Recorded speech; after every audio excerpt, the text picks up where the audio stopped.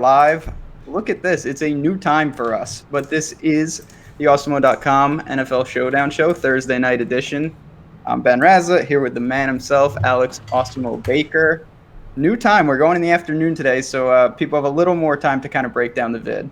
Yeah, I'm happy about that because I've gotten some messages in the Slack. People who are members are like, I'm at work, later in the day.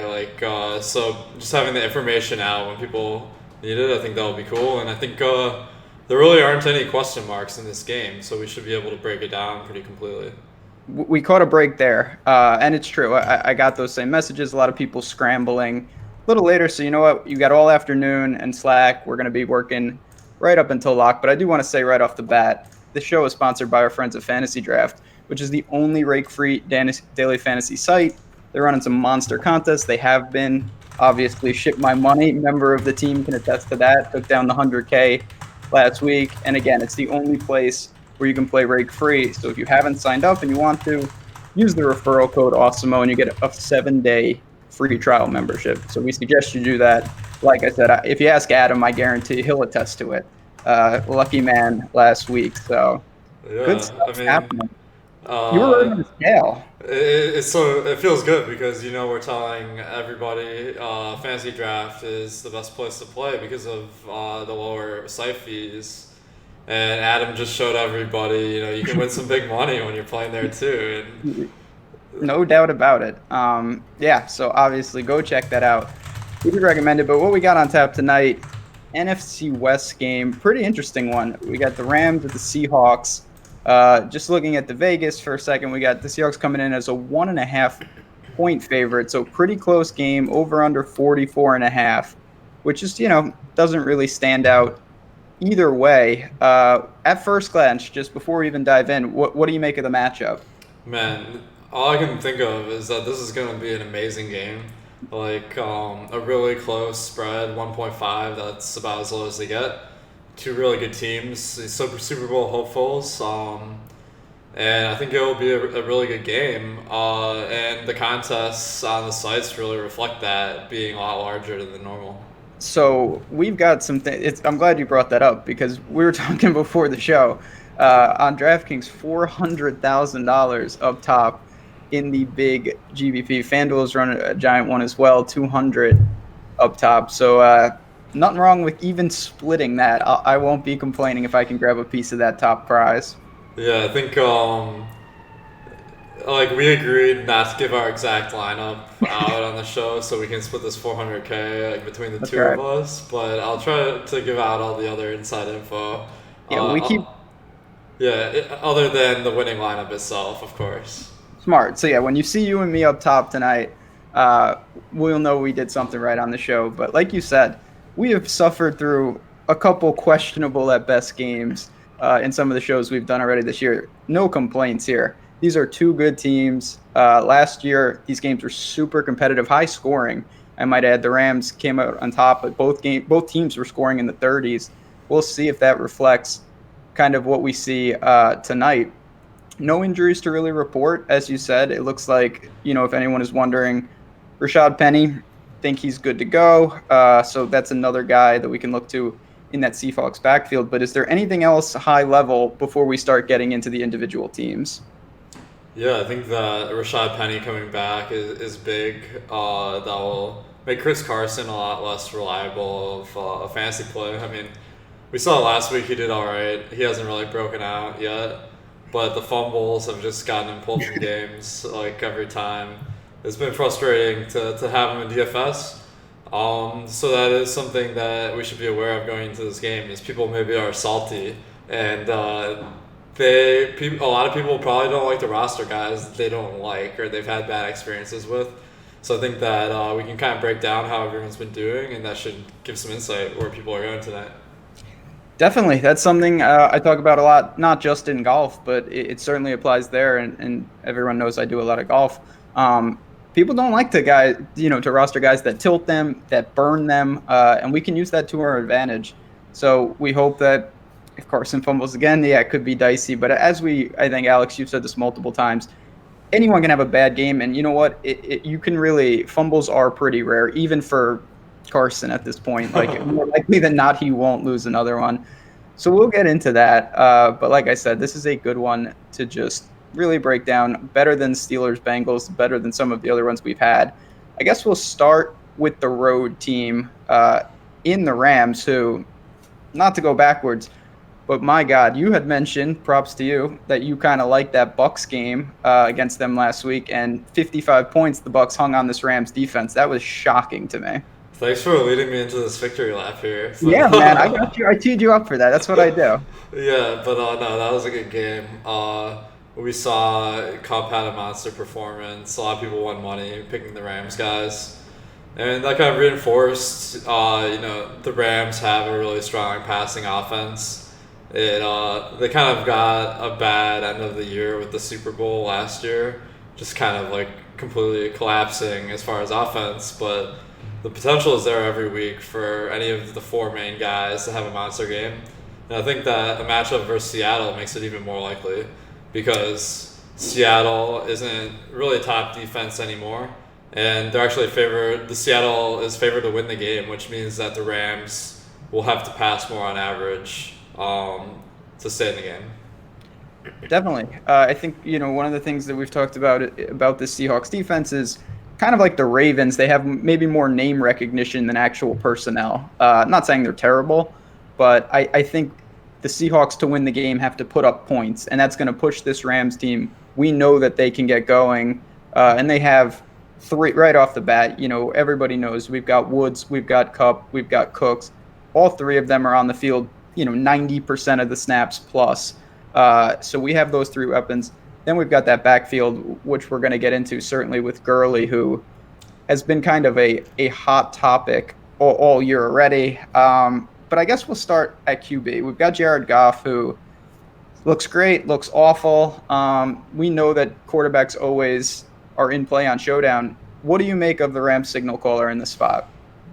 I like him. I like him a lot. I might have a ton of them. One strategic point I'll mention is on FanDuel, quarterbacks are much, much more likely to be the highest scoring players on the slate. So I do like Goff and Wilson a lot more on FanDuel because of the half-point PPR. That makes it harder for receivers to catch up to them when the passing game is working. But I really like quarterbacks in my showdown lineups as well because you get that correlation between the players in your lineup. So if you have Kupp, you have Woods in your lineup, you're probably going to want to have Goff in the captain spot because if those two guys are two of the top scorers of the night, then Goff is going to have a good game for sure. So that's an important distinction, and I totally agree because logically, especially with the Rams, the way they have kind of their personnel set up, you have three explosive receivers. If you say you're like, I want to load up, if you're playing those guys, say you play all three of them, that's the easiest example. You basically have to roll Goff in the sense that there's no way all three of them can get there without the quarterback being effective. It's just such a narrow path to victory. You don't want to do that. So I'm with you. I mean, Goff makes certainly a logical point. And as you mentioned on FanDuel, where, the receivers aren't going to be able to rack up those quick, easy receptions that result in a full point PPR, you're better off going maybe with the quarterback up top or being a little different. You find a running back and try to be unique because the multiplier doesn't apply for their MVP spot as it does on FanDuel. So Goff comes in 15,300. No problem there. If you do put him in the captain spot, you're going to need some of those receivers. You got to imagine that he's going to be slinging it. And maybe they are playing catch up, as you mentioned, with a spread where they're actually underdog on the road. Yeah, and that's a big factor. I think that when teams are big favorites, they're going to run more often on average than their season numbers suggest. The Rams, I have a base rushing figure of about 41.5%, taking into account this year and last year. But because of the spread being so much different than normal, because usually they are favored to win games, and tonight they're underdog, I have them projected to only run the ball about 37.5% of the time. So that 4% equals another like 3 passing plays for Goff, and that's just kind of some icing on the cake for a player who's already pretty good. For sure. And, it only, especially when we're talking about something like passing, having a couple extra carries is nice, but with passing, one monster completion can change the whole narrative of a game.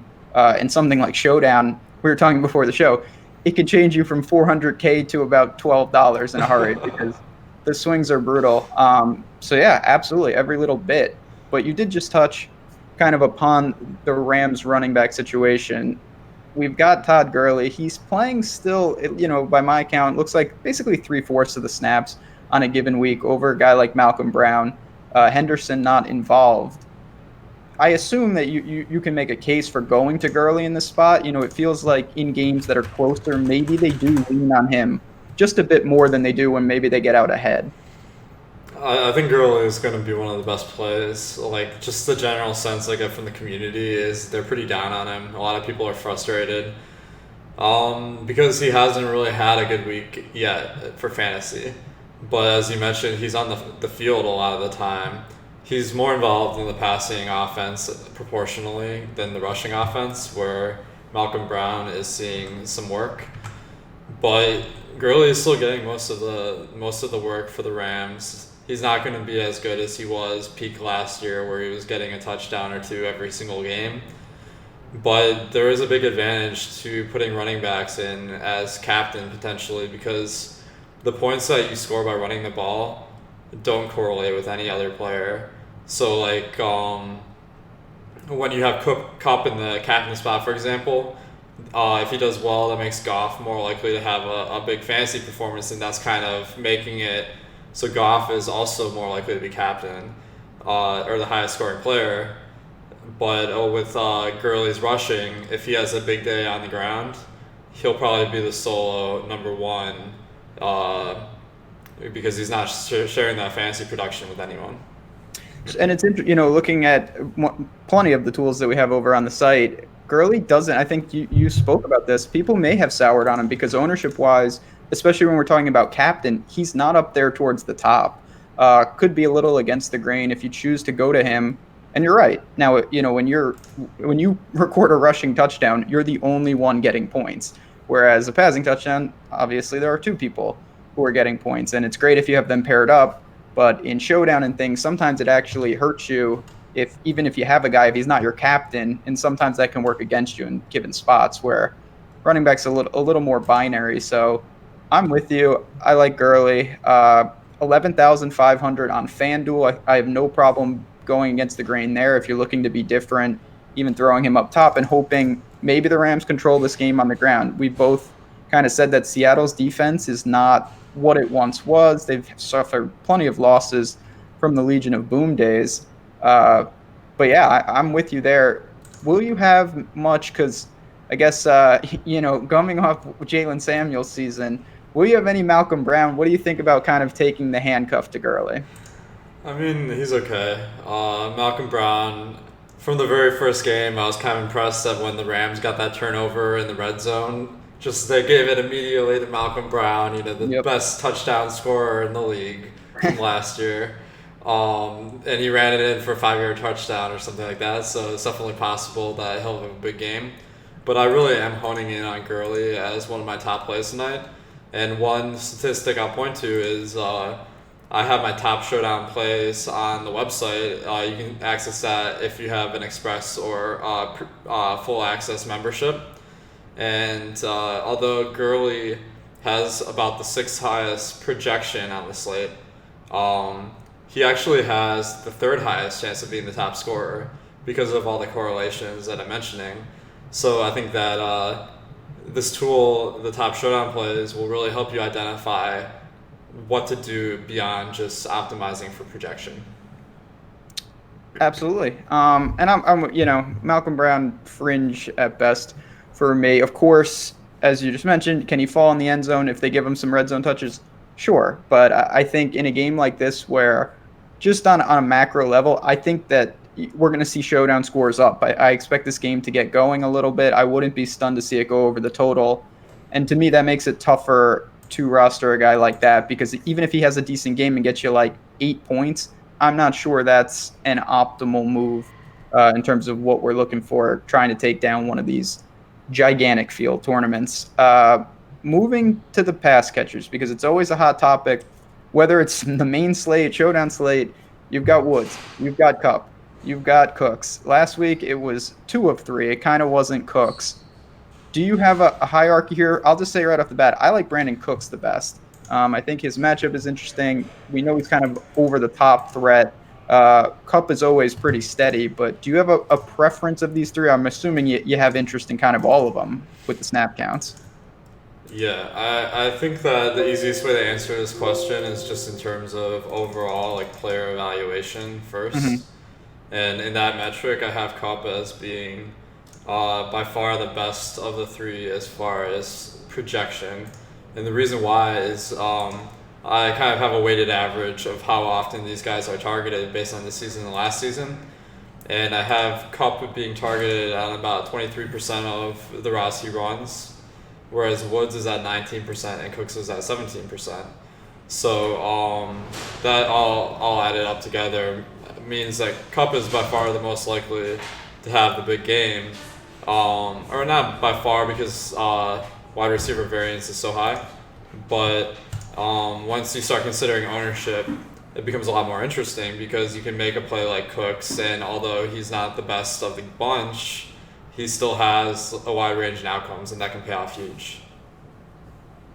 Definitely. That's what we're looking for, especially if you're going to roll someone in captain spot where you're looking, give me that ceiling. Cooks is not going to be, there's the quarterbacks and some other guys that I think get up ownership wise ahead of him in the captain spot. So I have no problem doing that. I think it's an interesting build to use him in the captain. And then, even if you throw Goff and another pass catcher there and hope that maybe he catches a couple bombs and that offense moves through the air, it could be viable, but it's pretty concentrated. We're going to get to Seattle, of course, and you had tweeted out a really good tidbit about they've got some value down low. Do you see anything besides these three guys? I mean, Josh Reynolds is getting on the field a bit. He would be the only one in my eyes unless I'm missing something. If we're just talking wide receivers, I'm probably out on Reynolds. Hmm. I was playing this high stakes tournament last Rams Showdown, and someone even had Reynolds in the captain spot. So I feel like maybe some people are just like high on him, which doesn't make any sense to me. I mean, he's running about one quarter of the routes as the other guys on the team. So I'm probably off him, but I think the tight ends do offer some value here. Okay. Interesting. Yeah. So, and we've seen the Rams get involved. Uh, they've got two of them. They've got Higbee, they've got Everett.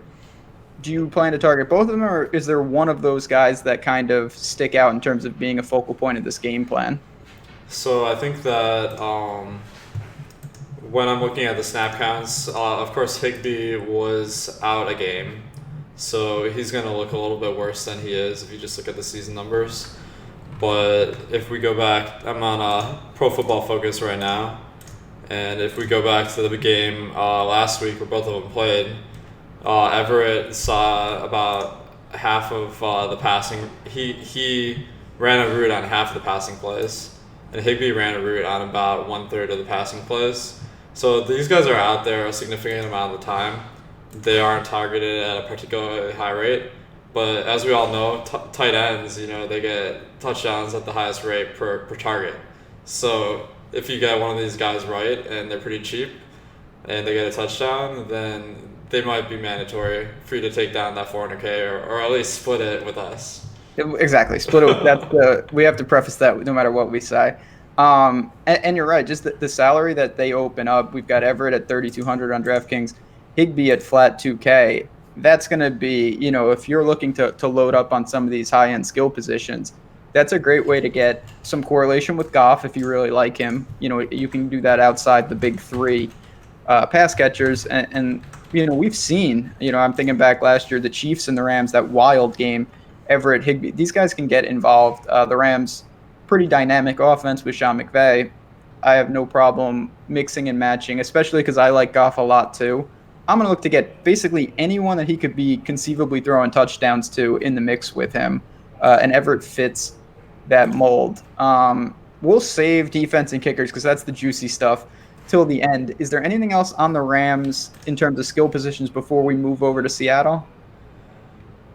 I'll mention Daryl Henderson because he was kind of a season-long player, so I think some people might be wondering like why we're not talking about him.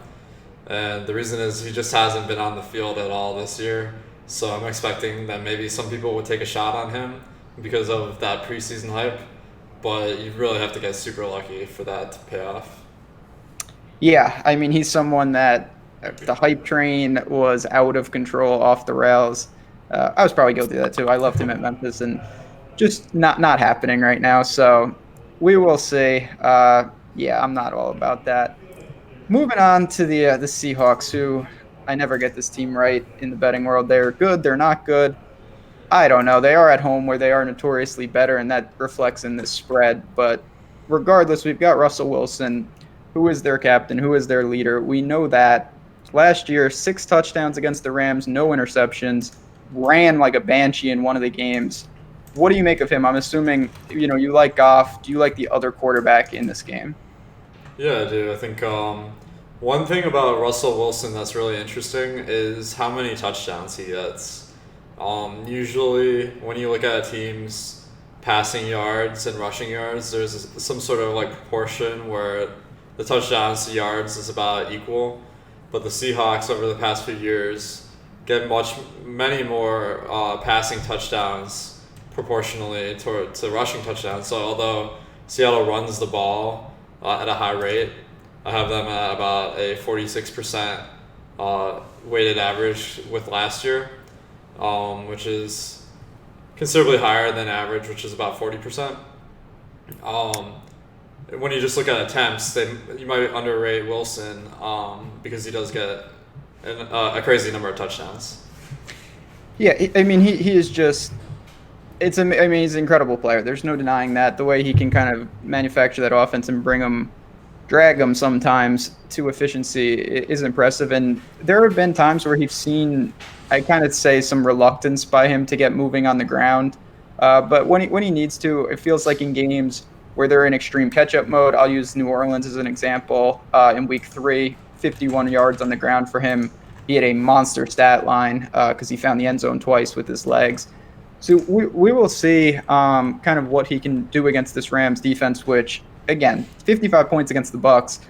That is a ugly showing. Now, they do have Aaron Donald and pressure up the middle, but Wilson sees them twice a year, every year. So I'm with you. I like him. I'll say this. Are you more apt to maybe try to make a couple lineups, so we know you build a lot, that anticipate Wilson running a little more, where you don't have to lean as correlated with the pass catchers and hope maybe he finds the end zone on the ground? That is definitely a reason why you might have Wilson at captain more than Goff, because he can get those solo points, and that makes him more likely to be the highest scorer of the night compared to just his projection alone. And we have seen, as you mentioned, he's running a little bit more at least in games where they're playing from behind. Tonight, that's a reasonable possibility, so I think that makes a lot of sense. I think so. And yeah, the spread, again, it's basically a pick 'em. Now, we know Wilson's going to be popular, but I do think he's one of the most important players on the slate. Not that everything with Showdown is about piecing a puzzle together, but Wilson in particular, just the way he kind of operates, really try to visualize some of his range of outcomes, whether it's a game where you think they're behind and maybe he is running more, or if you think that Seattle, what we saw last year, and what Seattle likes to do, as you talked about, they want to run the ball. They really do. If they can pound it, they will. They've got Wilson. Maybe he adds some yards. Chris Carson, of course. Penny is back. Procise probably takes a back seat. So looking at Rashad Penny being inserted back into this lineup, what does that do to you with Chris Carson? Are you still willing to go to him as that lead back? I think that it definitely knocks Carson down a little bit because with Penny out, I was projecting Carson to get in the high teens in carries. Penny, of course, now that Carson has kind of lost some trust with the coaching staff, I expect Penny will have at least as large a role as he did before he got injured, which equated to about half as many rushing attempts as Carson. So I think that Carson's chance of being the best play of the night isn't quite as high. is still pretty up there because he is probably the Seahawks leading back as long as he doesn't fumble. But I think you can take some shots on either of those guys. Yeah, we talk about a lot about with running backs in particular. When you have a timeshare situation, sometimes as frustrating as it can be, it can open up some value in the sense that the coach doesn't have to run a timeshare in every single game. If Carson gets moving early and he's dominant, they will stick with him. If he fumbles early and Penny gets in there and is dominant, they will. You could see a dramatic shift. Those are things that you can exploit.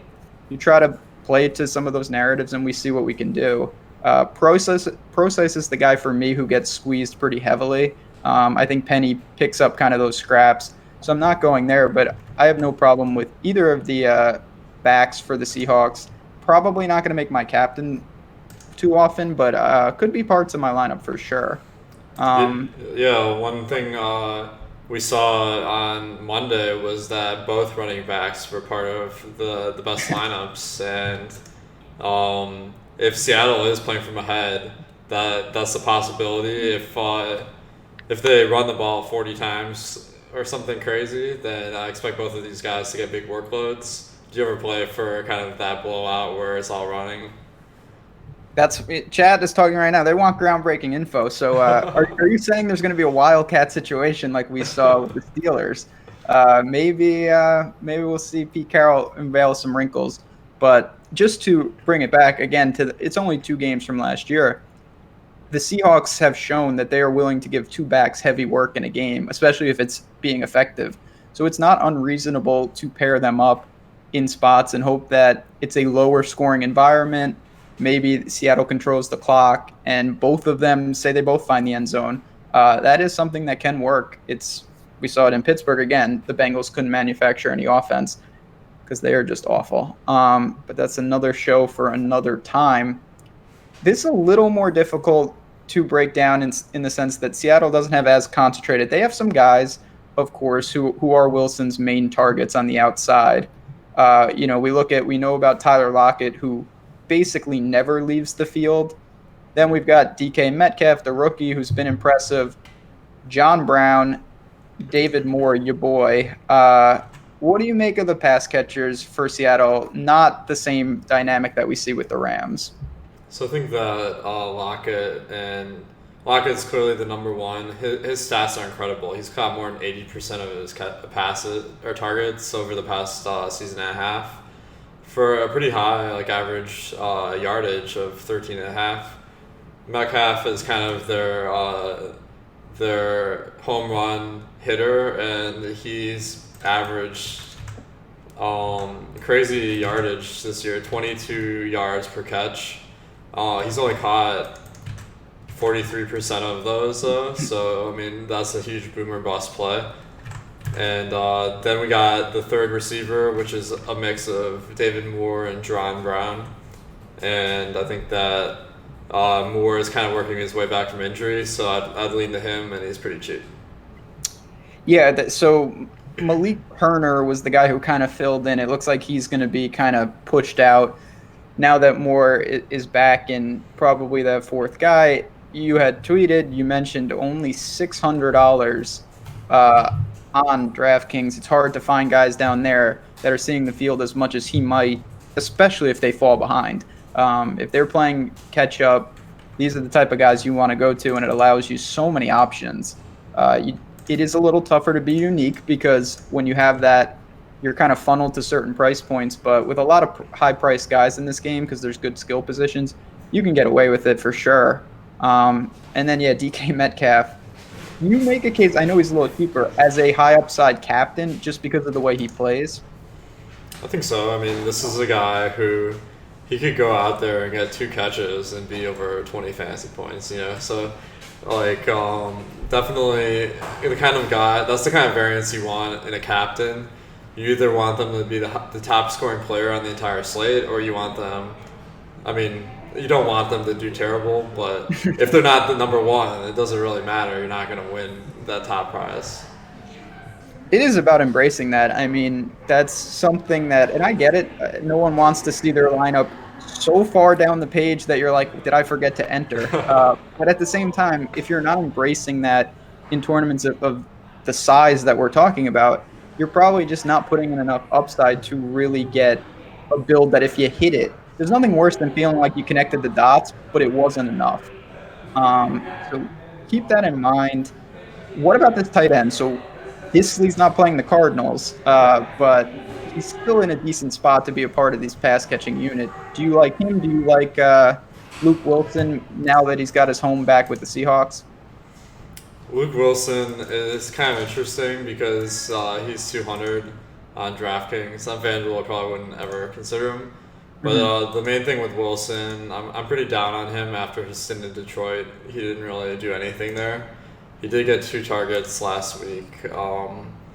So, I mean, it's possible he has a good game. But he only ran routes like on 7 of their passing plays. I think they had in the mid 30s. Disley was running about 2/3 of the routes, so he makes that's a nice boost from earlier this season where he ran about half, and he gets targeted at a pretty high rate when he's on the field. So I think he's a good player, but given the hype in the industry around him, he might be a little bit overowned. What do you think? I think that's fair. I look at some of the recency bias of people. If you played Disley last week, it worked out pretty nicely, even though he was very popular. And then Luke Wilson, like you said, could he have a decent game? Yeah, I guess it's possible, but he kind of maxed out. He had 2 targets last week and he caught both. So people at first glance, they look and they say, oh, this guy's $200 and he got 5 points, not bad. That almost feels like a ceiling. He's going to be, I think, somewhat fortunate to see a couple targets again. It's no guarantee he catches both, obviously. So probably not. When we have other options, we've already talked about just for a couple $100 more, David Moore, who in my eyes is just a little more optimal in the sense that his targets could be certainly down the field, and maybe you get some more bang for your buck if they connect. Whereas if Luke Wilson doesn't find the end zone, it could be tough sledding. But certainly, it's going to be interesting to see how the Seahawks attack. I think their offense in general is not as concentrated and not as one-track minded. So we'll see if they can establish, on the ground what they can do in the passing game. Yeah, I think one interesting thing that you mentioned is that average points per game. So Luke Wilson's at 5, David Moore is at like 2.6. So I think a lot of people just looking on the entry screen may gravitate towards Wilson, but I think we both agree that Moore is the superior player, just given how much he's on the field and the average depth of target. So I think that's a little nice edge where maybe Moore will slip off the radar for some people. It could create a little, when people are looking to punt plays, there's only a couple guys that really stick out because you're looking for guys on the field, and some of these dudes will be inactive. We'll have to wait and see, and others, special teamers and things like that. So hopefully that will create a little bit. Well, this is the favorite part. Everyone loves this part of the show. We got kickers, we got defenses. It's early. We're doing this in the afternoon, clearly. I don't see any weather or anything of note, so it's pretty straight up. Does this feel like a game where you're going to be looking to the kickers any more than you usually do? I think it is a little bit of a situation where maybe I'll go to kickers because there is kind of a dearth of options in that price range. The defenses are also in play. I think they are a little bit more expensive than the kickers. I probably prefer the Seahawks defense because Wilson isn't really a guy who throws a ton of pass attempts or a ton of picks when he does. And interceptions and pick sixes are a big part of how I'm hoping a defense will score. But I just see Jason Myers for Seattle and Greg Zerline for LA as being a little bit underpriced. These are guys that should average more than 8 points a game, and they're below 4K. So you're getting some good bang for your buck, but obviously not high upside players. Mm-hmm. Did you end up with a lot of the kickers? I have a decent amount. So it's a couple of things. Just to talk about defense real quick, I'm with you that when you look at quarterbacks on a single game slate, it's tough to go against. We talked about Aaron Rodgers against the Eagles last week, and it's some of these guys they take some sacks, and Wilson's guilty of that. But you rarely see him make multiple big mistakes. Whereas, I mean, look what Goff, he was throwing interceptions left and right. He's not immune to that. So maybe the Rams can get pressure, but other than that, it's a tougher ask to think that the Rams defense really explodes in this spot. With the kickers, I definitely see some merit because, I think the teams will move the ball. They could stall in the red zone. I wanted to ask you, though, do you think there's anything to this? Because they're both pretty similarly priced. You look at Zerline right now, he's had a big start to the year in terms of fantasy points per game. And then you have Myers, who's significantly lower. Do you think that'll be reflected kind of when people get down there? They're going to look at these two kickers and then they're going to say, well, let me go with the Rams guy because he's right now, scoring over double the amount of fantasy points per game as Myers for the Seahawks. Yeah, I think so. I mean, Zero Line is kind of notable in the fantasy community for being kind of the kicker to go to in season long if your league still has one. So I think he will be kind of the preferred play. Whereas, I think both teams will probably be expected to kick about the same amount of field goals. So really, you could flip a coin and you'd have about as good odds as picking the one that does better today. See, that's kind of where I'm going. So I think if and we have this available certainly on the site, if it looks like maybe Zerline's going to be too significantly owned relative to Myers, I might lean to actually a little more Seahawks kicker just because I think it's more of a coin toss situation. Plan to have both because I do think that these teams could move the ball and then stall in the red zone, which is exactly what you want for kickers. It doesn't help if the offense can't move the ball at all. That's not going to get it done. So yeah, I mean that like every showdown, we really just have trying to build those narrative lines, trying to build pitchers that we think can add up. We are going to talk a little about ownership and kind of a couple, high level points, some sleepers and whatnot before we ducking out. But Alex, I always want to give you a chance. Just give the people just a little bit of what we're doing at the site and some of the tools that can help with Showdown and some of the other NFL features. Yeah, thanks, man. Really excited about this season because we're rolling out so many new features.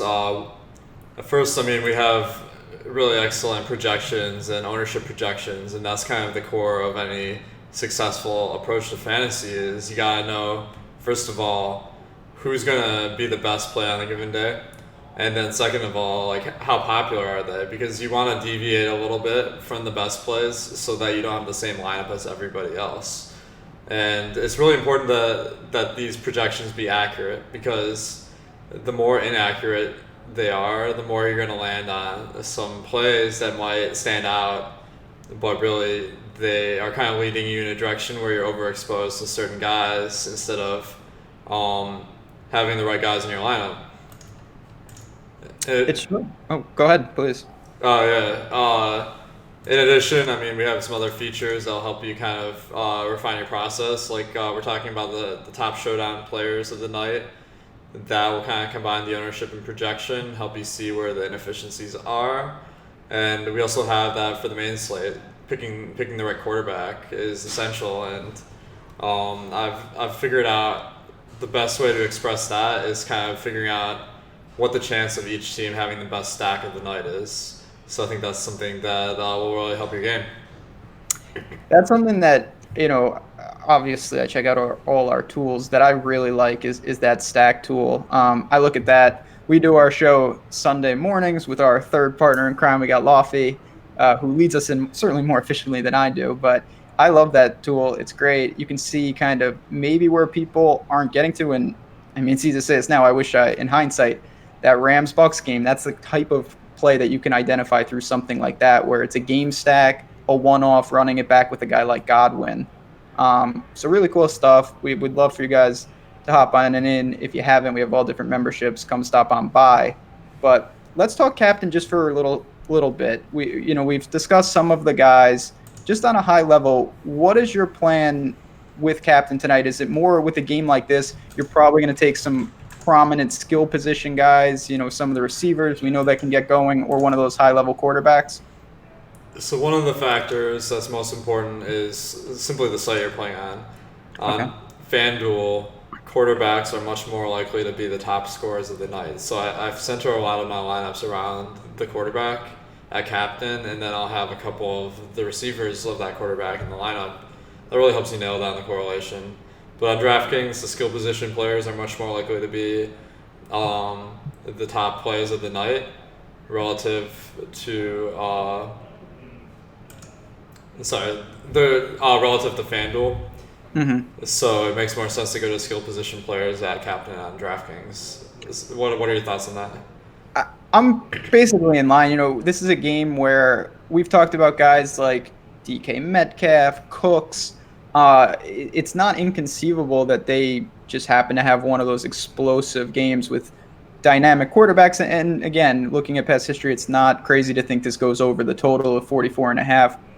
So I get to look to those guys. You save a little bit from paying at the quarterback position, even though, we know the quarterbacks are going to be involved in this game. So that's probably my plan, especially on DraftKings, is to try to nail one of these guys who is a little more boom bust. Yeah, if he crumbles, you're dead. But as you mentioned earlier, I think this is worth repeating. If you have him just as one of your 5 flex spots, if he really crashes, you're already dead. So it's not that big of a difference. Maybe you lose out on a min cash or something, but we're really going for those top end with the way these tournaments are structured. You have to have that mentality long term to try to grab a piece. So I'm with you there. We have the ownership, going to monitor that. Is there anyone kind of, we've talked about all the guys. We're going to just do a high and a low. Is there one guy, Nolan coined this last week, I'm going to steal it. Is there one guy that you're kind of higher on them than most people? And then on the flip side, one guy that maybe you come in a little underweight on? A couple. I got one sleeper that I really like, David Moore. I think that he might go overlooked by a large proportion of the players who are not doing their research. And in a large field tournament, that's going to be most of the people you're playing against. So I think that makes a really nice play. And then I like Gurley because of the narratives we've been talking about. People are just down on him. But he's still getting a good amount of work, and he has a great chance of being the guy that's getting some touchdowns tonight and possibly the top scorer. So I think that makes a nice play. Well, who's your top player? So for me, I think I'm going to go back to Brandon. It's very tough when you try to dissect these 3 receivers for the Rams, but I do think that Brandon Cooks stands a little ahead when I factor everything. And you mentioned how consistent Kupp can be, and I agree with that. But Cooks is a guy that I'm willing to take some stabs with tonight. I like the matchup. I think that maybe recency bias with the Rams, a lot of casual people kind of overrate that. They look and they say, oh, Cook and Woods. And maybe Cook soured, kind of burned some people last week relative to the other 2. I'm going to look there. On the flip side, the defenses in this game, I think it's a pretty tough ask just because we already talked about that Russell Wilson rarely turns it over and really makes a ton of mistakes. And I'm not sure that I think that Goff is going to follow up an awful game with another one. So I expect him to maybe be a little sharper, a little less gunslinger. They cannot afford 3 more interceptions or anything like that. I think that kickers and other maybe cheaper skill positions will be where I go to save some money and not necessarily defenses tonight. Yeah, I'm a little bit higher on the defenses, I guess, because I'm kind of falling in line with the general ownership here. So I think they're decent plays. I mean, they're not going to really make or break your lineup. I do like the correlation of the defense on DraftKings because it gives you a little bit of a narrative to work with when you're filling out the rest of your squad. But certainly, these defenses are not in the best spot compared to any other week. It is a point, though, about you just said something interesting that when you play a defense, telling the story does become easier. Because for a defense to tell a story, it's one of 2 things. They're either going to be forcing turnovers or they're just going to absolutely stifle an offense. Those are really the only stories you're going for with that type of build, which is nice because if you get that right, the other pieces are pretty easy is a relative term, but easier to correlate with that lineup, and that's what we're really trying to do. So depending on where they're owned, I'll probably come in and underweight with them. I think the kickers and some of the other skill positions are where I want to go. Hopefully I can get away with it because I could use that 400K. 200K, I guess, if I'm splitting it. But we'll see what we can do. Any final thoughts before we duck on out of here for what should be a really fun Thursday game? Yeah, it should be a great game. I'll give my the guys I'm low on because Okay. I neglected to answer that. I think just kind of like some of these scrubs that you might think are sneaky, but they really won't be. Like Jerron Brown, Malcolm Brown, just anyone with the last name Brown apparently. Higby and Everett I mentioned, but they also have higher ownership than I think they should. These guys are all falling in the 10 to 15% range, where I think they really don't have that good a chance of being in the winning lineup. So I think sticking to some of the better players, and then as a punt play, I really like first I like David Moore, and then the kickers as we talked about. I think those are probably my go-tos. But I'll be avoiding some of these guys that are skill position players on the lower end. And that makes a big difference. In Showdown, of course, ownership is condensed because it's only one game. But if you dodge a couple guys who are 15, 20% and they crash and burn, it thins the field faster than you would think. And that's what we're really trying to do. You want to reduce it, and then you play your lotto tickets and you hope, you know what, this is a 200,000 person tournament. I'm going to cut out 50% of it, and now you know what, your equity is that much better. It's still very difficult, but avoiding the couple landmines that we know they're going to be, and maybe coming in underweight on them, with your shares, can make a huge difference. Do you have a prediction? I'm going to put you on the spot just a little bit. Do you have a prediction on who wins the game? It's not really something I focus on a ton, but one stat I like for the Rams is that I think they're gonna get most of the plays tonight, or a majority of the plays, because they tend to run longer drives on average than the Seahawks, and also limit opponent drives more, which is something I've been looking at recently. So I like the Rams a little bit more than the line, I think. Interesting, and that's something that you talk about on the Sunday show as well, about maybe a team stackability and kind of how they can control the game.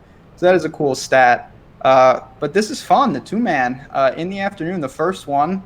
Chat, we appreciate you. Even at night, you're there. You're here in the afternoon. Thanks a bunch. If you can hit the like button, it really does the company and the show a ton. We like to put out the free content for you guys, and it makes a huge difference. We're going to duck on out of here, but as we said, you're going to have plenty of time to consume this. If you are a premium member and you're in Slack, we are going to be discussing the game. We got our members in there. People will be ducking in and out, talking about inactives, if there's any injury news leading up to lock.